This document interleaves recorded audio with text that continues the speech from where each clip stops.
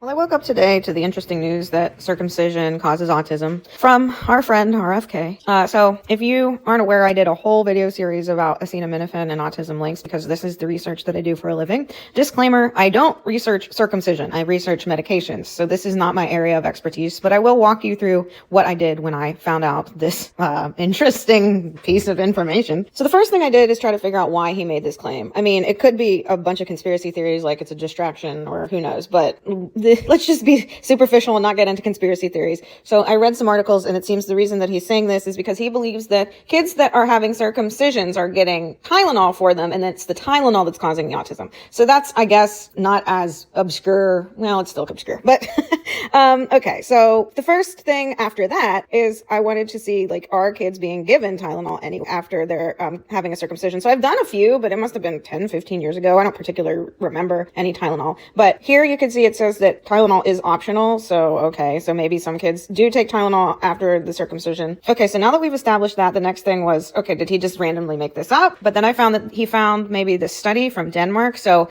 of course, we're not just going to read the abstract. We're going to read the entire article. However, I've been running across this funny issue that states that because of lapse in government funding, the information on this website might not be up to date. Okay. I'm not going to be a conspiracy theorist. Do with that what you will. Of course, we're not just going to read the abstract. We're going to read the entire article because you literally have to read the entire article to understand what is going on here. People just pick whatever they want from the literature, and that is just not good science. And if you see this entire article, you will find that they actually have no data whatsoever about whether the children, the baby boys in this study, took Tylenol, aka paracetamol, aka acetaminophen at all. So I'm not following the logic on this one, but we're gonna continue diving. All right, so there is an association found in this study, but something that I found, I guess, from a psychoanalytical deep thinking point of view, is that they refer to the uncircumcised boys as, quote, intact, which makes me wonder if there's some underlying resentment towards circumcision by the authors. Okay, like if you're an author, I'm not accusing you of being biased. I'm just merely pointing out the AMA style guide says to use the terminology circumcised and uncircumcised. So the fact that the word intact is being used for boys who are uncircumcised kind of implies that there's some sort of negative alteration going on when they do become circumcised. So I'm